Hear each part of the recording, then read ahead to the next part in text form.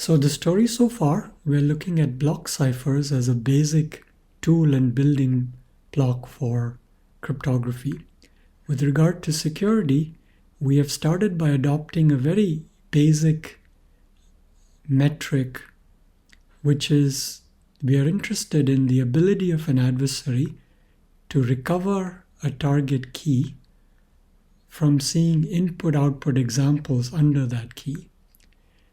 We've seen that it's important to formalize these types of goals, and we gave two formalisms, which are variants of each other: target key recovery and consistent key recovery security. We looked at DES as a historically important and particular block cipher design, and then started studying its security. And what we found is that there is a very basic and inevitable attack called exhaustive key search, which simply cycles through all keys in the space of possible keys until it finds the right one. As long as the key space is small enough, this can be done in reasonable amounts of time, and this puts security as dependent on the size of the key space or the number of possible keys.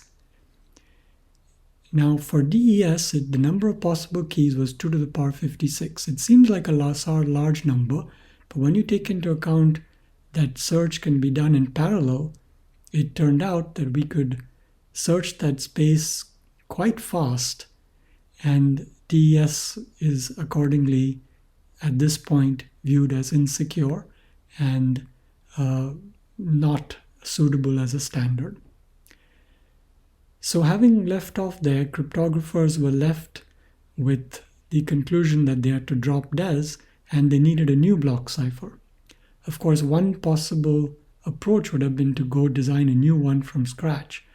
But cryptographers tend to be conservative, and for good reason. If you have something good, you may as well build on it, because it's hard to test and validate entirely new things. And structurally, DES was actually pretty good. Its problem wasn't that it had design weaknesses, it just had a rather short key size. And so they came up with this very simple extension called TripleDES. This is a block cipher that has a 112-bit key. It has a key whose length is twice the length of a DES key. It continues to have a 64-bit block length, so inputs and outputs have that many bits. How do you compute double or 2 DES? You view your 112-bit key as specifying two DES keys, K1 and K2, each 56 bits long, and you just run DES twice on the input, once with the first key, and then to the result you run DES again with the second key. And that's it. Now you can check that this is a block cipher, meaning when you fix a particular choice of K1, K2, you get a permutation from 64 bits to 64 bits. And this follows from the fact that DES itself is a block cipher and that the composition of two permutations is also a permutation.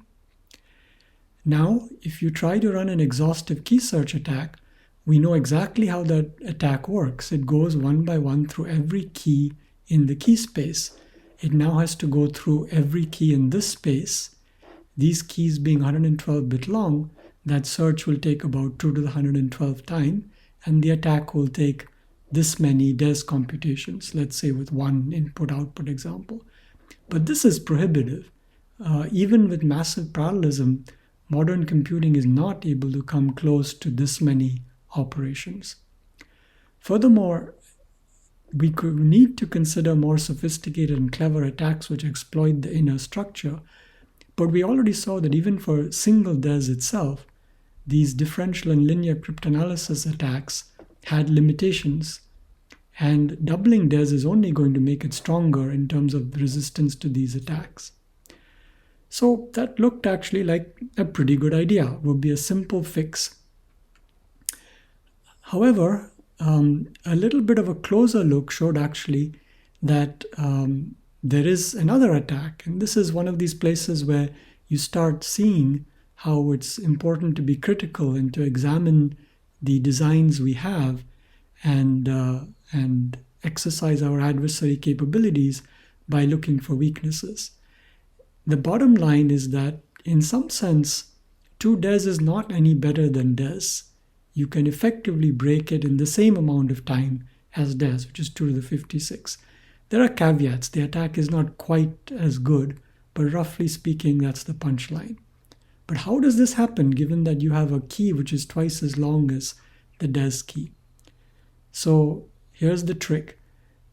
Remember that we're going to start with a message ciphertext pair obtained under a hidden key. That key now is K1, K2. Our job is to figure out K1, K2 given M and C. Now, we know that C was computed under double DES with that key applied to M. And we know how that works. Remember, algorithms are never secret. We know that this is the formula being used.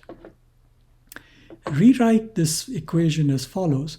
Apply DES inverse under K2 to both sides of this equation, and you get DES inverse under K2 of C is DES under K1 of M. Remember, DES inverse is the inverse cipher, and when you fix K2, that induces a permutation. Now, this equation lends itself to an attack idea, and that arises from noticing that each side of the equation involves only half the key. And in some sense, the trick now is you can do an exhaustive search on each half separately.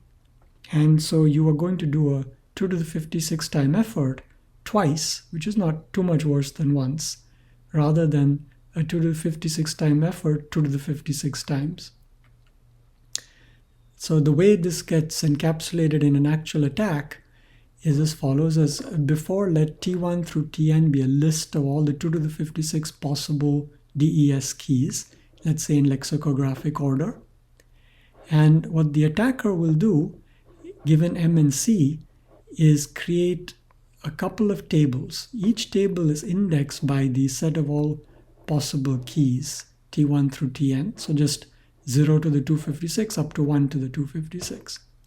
And the entry here is the application of the block cipher under this key to the message. And that's it. You fill the table like that. You put this table away and you build another one. Again, it's indexed by all possible keys, the same ones, 0 to the 256 to 1 to the 256. And what you put as an entry is this quantity. You run the inverse of the block cipher on this key with your ciphertext. Okay, at this point, of course, as an attacker, you don't know what K1 and K2 are. You're performing computations that involve every possible choice of the DES keys. But you know that for the correct choices of K1 and K2, this value and this value are the same. But this value occurs somewhere in the list here, and this value in the list here. What that means is that when you come to K1, which must occur somewhere in this list, say at position T sub I, correspondingly K2 must occur somewhere in this list, say at position J, you will see equal entries over here because this formula tells you that. Of course, the adversary does not start out by knowing what I and J are, but it does have the tables and it can check where equal entries exist. So what it'll do, having built the tables, is it will find a pair of indexes, one to the first table and one to the second, such that the table entries match up. And once it has that pair of indexes, it'll simply decide that it's found the right keys, that this one is K1 and this one is K2. And that's it. Now there are some caveats, like what happens if there are multiple such entries, and we'll kind of ignore that, but let's detail the attack a little bit first.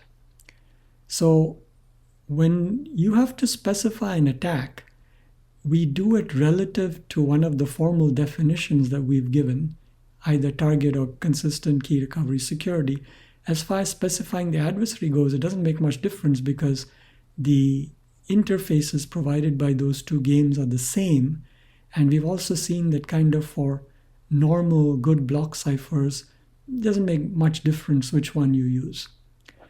We write adversaries in pseudocode. We already saw that with the exhaustive key search attack, and now we'll do it again with the meet-in-the-middle attack. So in this setting, remember that the game provides an FN oracle. While our informal description started by saying the adversary has somehow a message and corresponding ciphertext, in the formal adversary, it has to obtain them through this oracle. So it picks a message. It doesn't matter which one, but I have to write a particular piece of code as the adversary, so I pick a specific one. And then I call this FN oracle or procedure to get back a ciphertext. This means C1 is the TripleDES encryption of M1 under a hidden target key K1 and K2.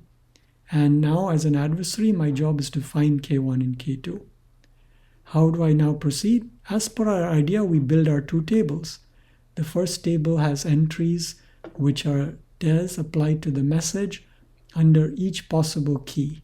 So the 2 to the 56 keys, we use each possible one here. In the right-hand side table, we fill its entries with DES inverse under each possible key. This is applied to the ciphertext we obtain over here. Now we need to find matching entries in the tables. So we look as when is there a pair I and j such that the left entry at index I equals the right entry at index j. And we collect that in a set of pairs. We know that there'll be at least one such pair because for sure this match happens for the case that T sub I is the first part of the target key and T sub j is the second part of the target key. So this set will be non-empty. We pick something from this set, don't particularly care what, and we decide that that indicates the two halves of the key. So T sub I and T sub j are here at L and R, T sub L and T sub R are returned as the two parts of the key. And now again, kind of the magic or the cleverness is, notice this is a 112-bit key. We found the correct 112-bit key, but nonetheless our work has been on the order of 2 to the 56, not 2 to the 112. Okay. So now we do have to concern ourselves a little bit about target versus consistent key recovery. This will give you an advantage of 1 under consistent key recovery. But if you use only one input-output example, which is what we've done here, it's not likely to do very well under target key recovery because there'll be many other keys that meet these conditions. In particular, this set will have quite a few things in it. But it's easy to resolve that by just using a slightly larger value of Q. So there'll be M1C1, M2C2, and so forth. And then these table entries will be adjusted to be kind of tuples accordingly. So I can leave you to figure out the details of that. Okay. Now let's get into this a little more with regard to figuring out exactly how long our attack took, because there's probably a few things to think about as part of that analysis. This analysis simply means we look at this as an algorithm you would see in an algorithms class, and in sort of the usual big O type notation, we want to analyze its running time. So it will be a function of the time to compute DES or DES inverse because those are computed here. So let's make that a parameter. We'll just call that TDES. And it'll depend on the key lengths and block lengths involved because for sure those show up as well. Okay, now we neglect that. This loop has 2 to the 56 steps. So, and each step involves either a DES or DES inverse computation. So it will have a running time of 2 to the k times this much. Okay, but what about this step? How are we going to find pairs where the left and right half of the tables match? So here you have to think a little bit, what algorithm could you use to do that? There are many things you could try, but a natural thing you would do is to sort the two tables. once you've sorted them, you can just walk down them and compare entries, and that way pick out matching ones. So now we can utilize all that wonderful algorithmic knowledge that we have from prior classes, and remember that when you sort a list of size n, it takes n log n operations. That's a basic fact from algorithms. We should also remember, however, that when we say an operation, we refer to a comparison between elements of the list. And a comparison itself will take some amount of time. Putting that together, I claim that the time to find this set S is about this much. Why is that? Well, n here is 2 to the k. That's the size of the tables. So n 2 to the k, log n is k. Where does the L come from? It's the time for a comparison. The entries in the table are L-bit strings, and so comparing them is kind of a linear time operation. So if you really want to look at it in detail, it'll take something like this. Okay, so for loops take this much, the sorting takes this much, and so in conclusion, we add them up, and we would say the overall attack time looks something like this. The main thing is that there's a 2 to the k in front, that's the big thing, and then a sort of a constant cost proportional to DES and to some of the parameters like the key and block lengths. Now, in practice, I'd probably expect this term to be on the one that dominates. It would take an implementation to really figure these things out, and there's many aspects that one should take into account with regard to how memory accesses are in terms of cost and many things. But as a kind of approximation, I'll think of this as around 2 to the k DES inverse operations, and that's the punchline. So our conclusion is that, remember, exhaustive key search on DES took 2 to the 55 or 56 DES inverse operations. And so this is almost the same, and that's the conclusion we kind of wanted to come to. So in summary, the idea of putting DES back to back with itself seemed like a good one, but 2DES didn't actually do as well as we wanted. It was only marginally better than DES. Of course, there are caveats. For example, the memory usage of the double DES MeetinMiddleAttack is way higher than for exhaustive key search, and that will make a big difference in practice. But let's ignore that for the moment. Okay, so back to the design table. The cryptographers now say, well, even that didn't work, so what should we do? Do we need a new cipher? But then they think about it a little bit more and say, actually, our idea of putting DES back to back is fine. Let's just do more of it. So we have TripleDES. TripleDES cascades DES 3 times. So it'll have a key whose length is 3 times the length of a DES key, but maintain the 64-bit block length. And here's how it's defined. You view your key as specifying 3 DES keys. You start by applying DES under the first key to the message. Then you apply DES under the second key to the result of that, and DES under the third key to the result of that. Now, it turns out that people tend to make the second application an inverse. We'll get to that in a little bit. It doesn't really matter for security. There's another variant, which is the explanation for the second number here. The 3 here indicates TripleDES. This is TripleDES with 3 keys, but you can actually do TripleDES with 2 keys. What that means is there are 3 applications, but one of the keys is actually reused.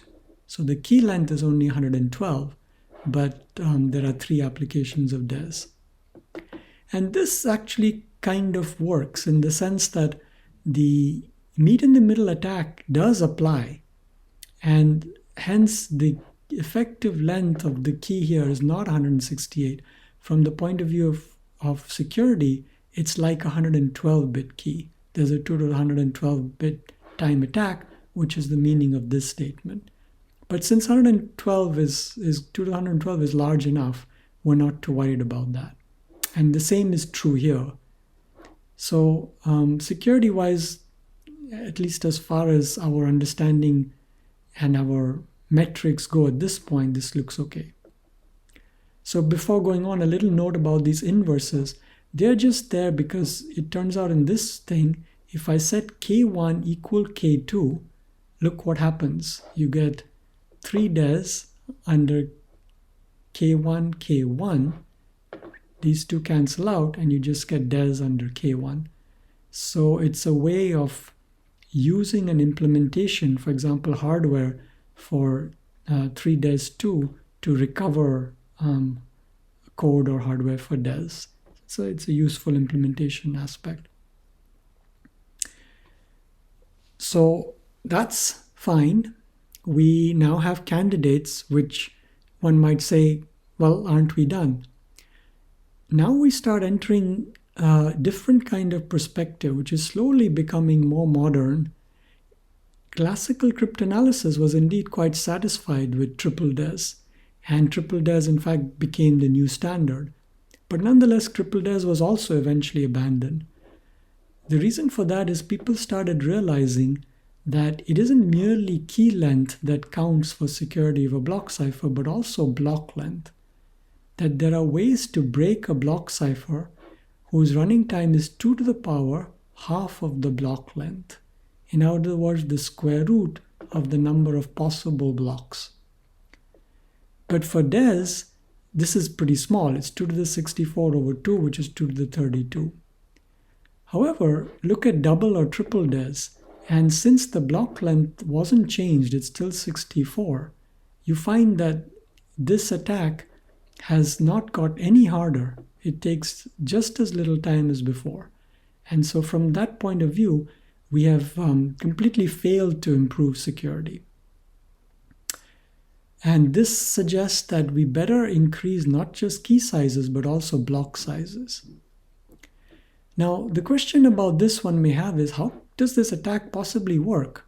How is the adversary going to find the key in time 2 to the power half of the block length?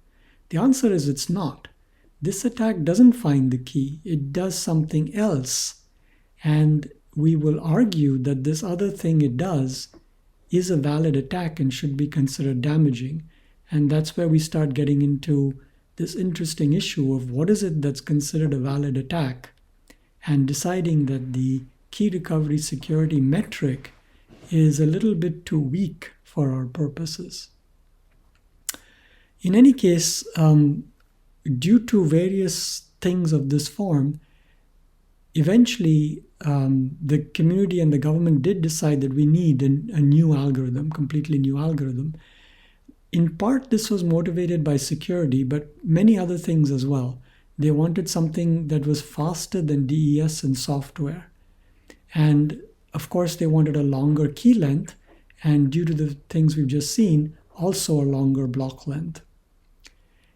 It's interesting that they targeted high security. They wanted it to be more secure than DES, yet they wanted it to be faster. This shows that techniques and confidence in cryptography had grown and to the point where people expected that designs like that were possible.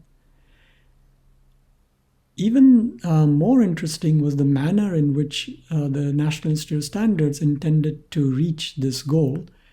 Remember that DES was something they designed together with IBM. It was not a public effort. Here, instead, they said, well, by now the world is full of cryptographic researchers, and they're designing ciphers, so why don't we just let them do it? And in an interesting form, they created a competition, and they said, people submit your designs to us, we will evaluate them for security and speed, and we'll pick a winner.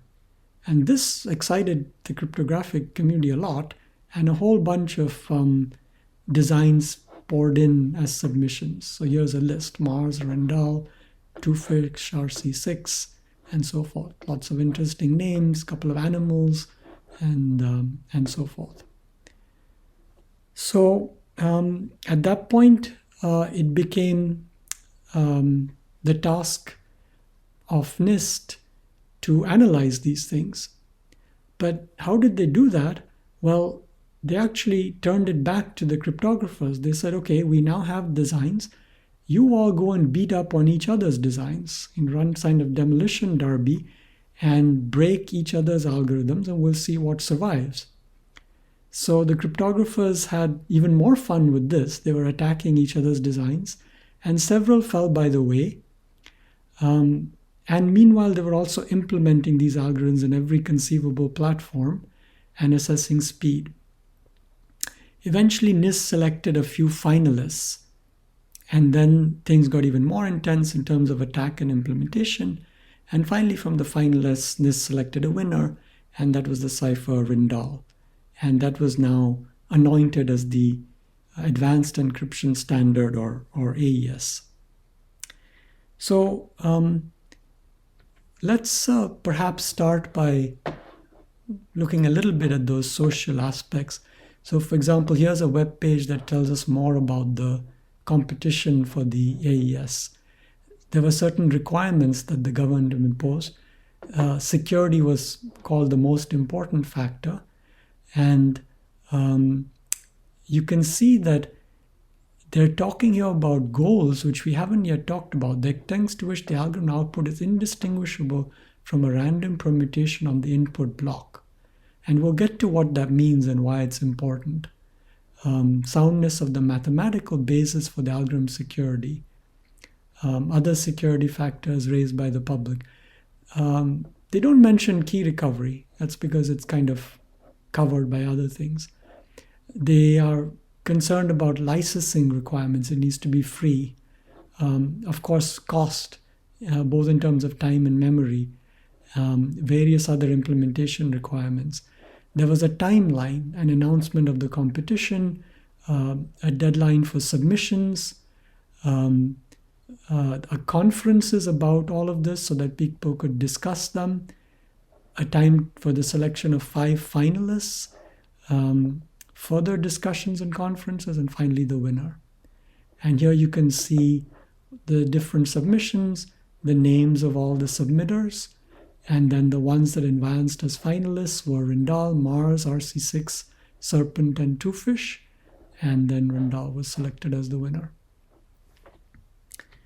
So what does this algorithm look like? It's interesting that its design is in some level, at least a high level, simpler than DES. It's and different. It doesn't use that Feistel structure. And rather than 16 rounds, it only has 10. Nonetheless, it's looking to provide better security. So it begins again with an expansion.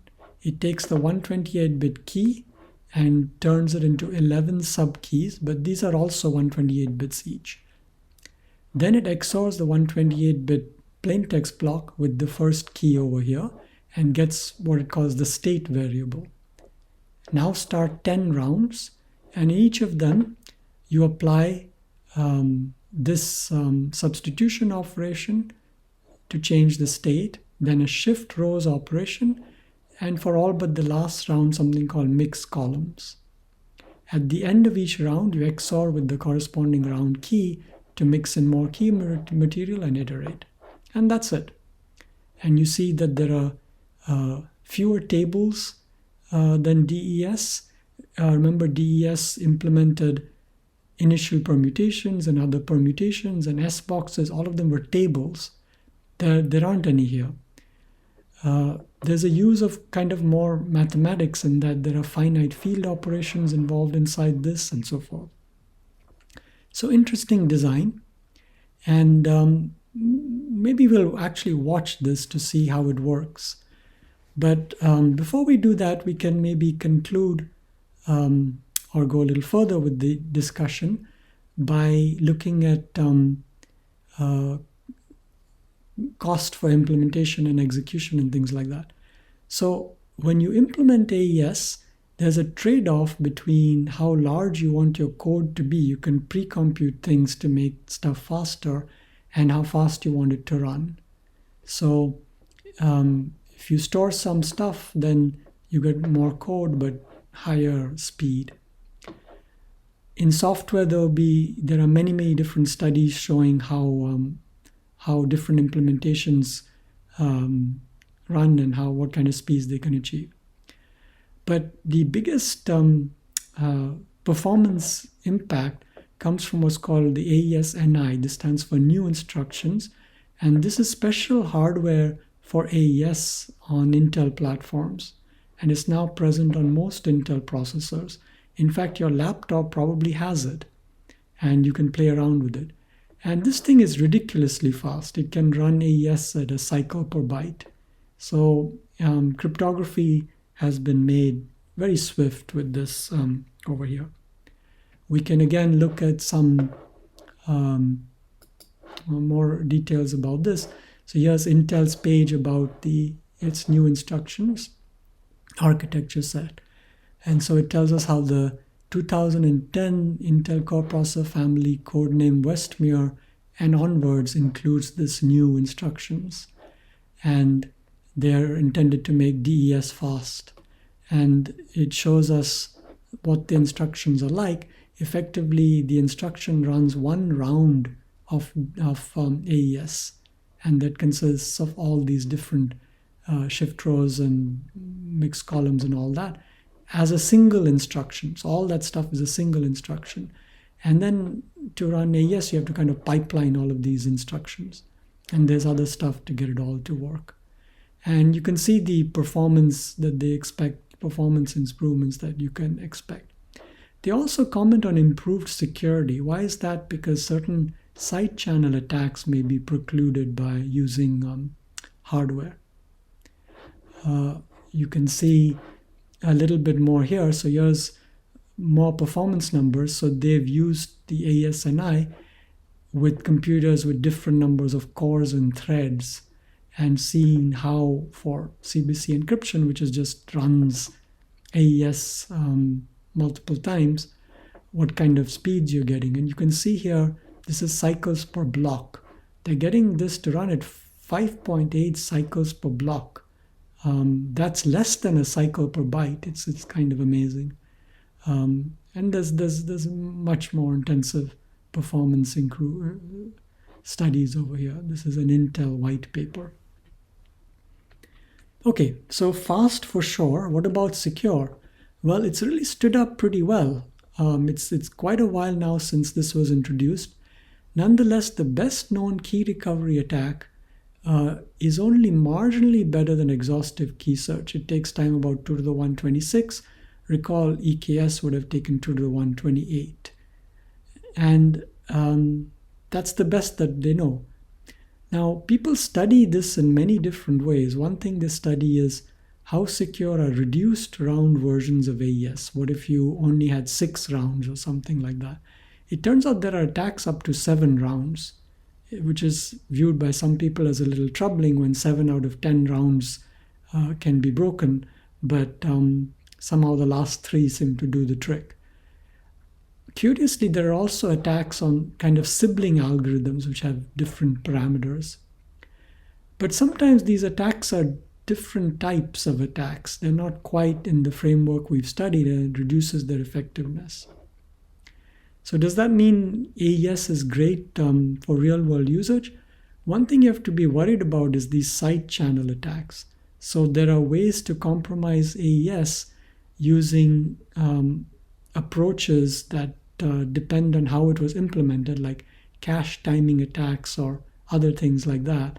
And these can be very effective, and we have to implement AES in a way that guards against things like that.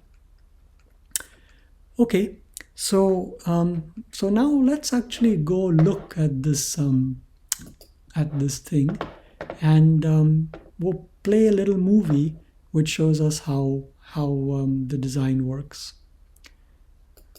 A military-grade cipher released into the public domain and adopted by NIST as the advanced encryption standard. Encryption is the process of taking plain text and applying a key in some clever way to produce an unbreakable cipher.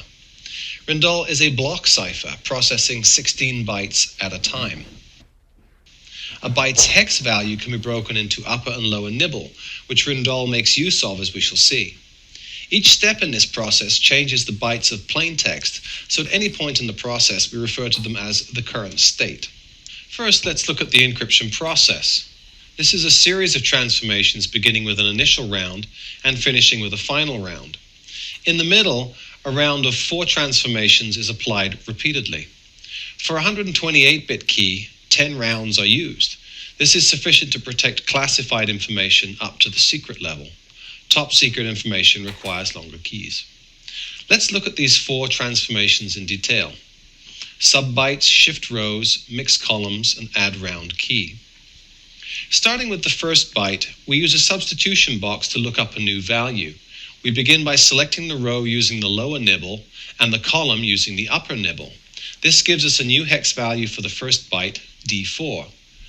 We then repeat this process for the remaining 15 bytes of the state.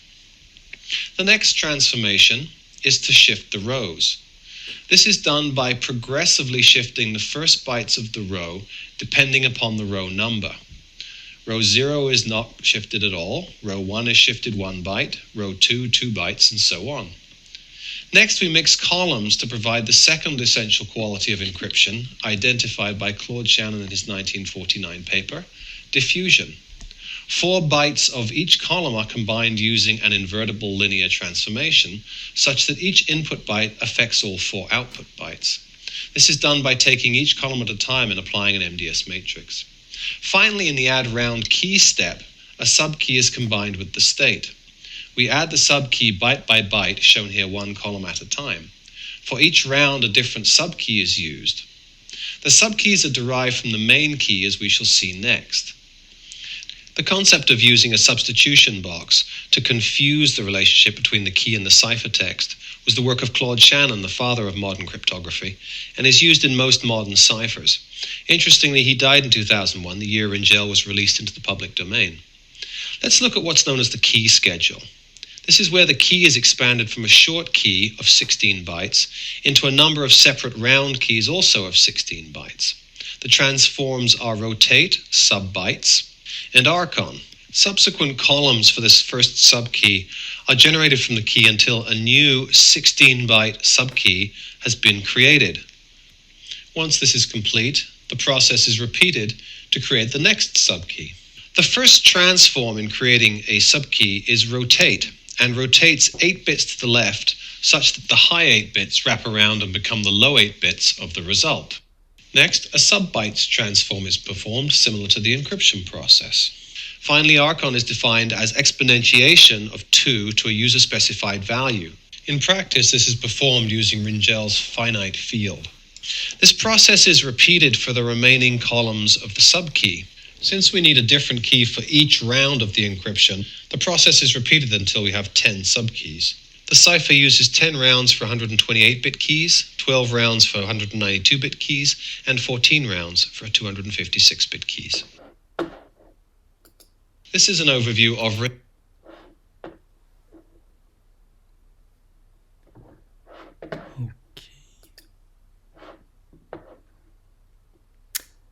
Okay, so that gives us some idea how the algorithm works. And having seen that, one might, just as with DES, ask why that? Why are they doing those particular things? What justifies the choices of those operations and not others? Well, it's complicated. There's a lot of analysis, heuristics, but also insight and a study of attacks that goes into it. But unlike DES, where most of that was secret, for AES, for Ringel, they documented a lot of this, which is helpful. So for example, here we see that there's a book called The Design of Ringel. It's written by the 2 creators of Ringel, Damon and Ryman. And they go through all the different design principles they use, and they study different attacks, and they talk about the strategies they've used and why they did certain things and so forth. So this is kind of a useful element of this more modern block cipher design approaches. Okay, finally, just as a kind of a fun thing, here's this nice little stick figure guide to AES in case you want to amuse yourself. So it tells the story of how AES was motivated and how eventually how the design works and a whole bunch of other things. So you see the URL at the top there, and you're welcome to go explore something like that. Okay, so now we might say, well, okay, good, we actually do have a good cipher. Before we go on to test that conclusion a little, here's an exercise you might try as just something to see if you understand key recovery attacks and concepts of that form. So, so far we've been looking at security from a classical perspective. The way we've studied security of block ciphers is to ask about the adversary's ability to find the key from input-output examples. This was exactly what was the model that the designers of DES had in mind, and we could have this discussion with people from the 1970s and understand each other perfectly. And now we're going to move to something more modern and interesting, which is that we're going to start questioning the metrics. And we're going to argue that security against key recovery, while important, is not enough. It's a rather weak metric of security, and we'd like to have more. And this comes about when we start seeing how we would actually use ciphers. And here's an example that might illustrate that. Suppose we want a cipher that is a 128-bit key and processes 256-bit input blocks, so it has 256-bit outputs and inputs. And I design it using AES. What I do is that given a key K, which is 128 bits, I break up my input into two 128-bit blocks, M1, M2. And the output, I put the first block in the clear, and on the second block I apply AES under K and put the result here. Okay, is this a block cipher? For sure, it's syntactically right. It's when you fix a K, you do get a permutation. Is it secure? Well, so far all we've said about security is you have to be able to resist key recovery. My claim is if you look at this, key recovery is as hard as for AES. Demonstrably so. If you can recover a key for this in a key recovery attack, you can recover an AES key. It's effectively exactly as hard as attacking AES. And we already said that it was prohibitively difficult to do that.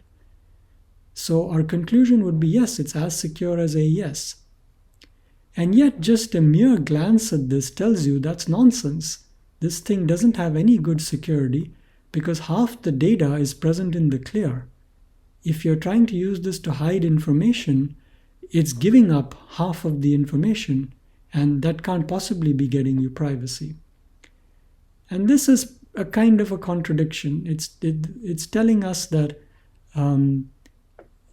our metrics are declaring something to be secure when it isn't. And that doesn't say that, and what that tells us is that we better revisit the metrics. Now, some people's reaction to this is not relevant because you created this artificial and obviously dumb cipher, and real ciphers are not designed like that. But that isn't really a productive answer, because what this example, even if artificial, does demonstrate is that key recovery security is not a good metric, and that we need a metric which would effectively rule out my artificial cipher and would declare it to be insecure. And would, when that metric declares something to be secure, it really should hide information. As we move forward, we'll also see that we need to understand properties of block ciphers in a way that allows them to use them for future design effectively. And we're moving towards something like that.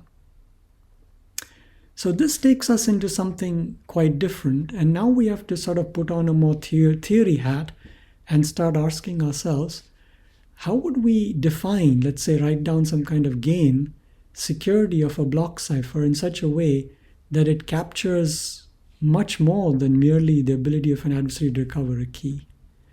One way you might approach this is to say, okay, there are many properties we want. Certainly, we're not going to give up security against key recovery. If the adversary could easily recover the key, it's obviously a problem. So security against key recovery is necessary. It's just not sufficient. Okay, let's tack on another property. It should be hard to discover the message given an encryption of it under a hidden key. Is that a property I want? For sure, I do want it. Is it enough? Actually, no. Because even this prior example I had, you couldn't recover the message. You could only recover half of it, but that was a problem. Okay, so now we have an immediate second idea. Let's add a property saying it's hard to find half the message given the ciphertext. Is that necessary? I'd say yes. Is it sufficient? Well, by now you can tell, clearly not, because you can think of some other weird example that will violate that, that will have all these properties. Nonetheless, intuitively, it clearly doesn't work.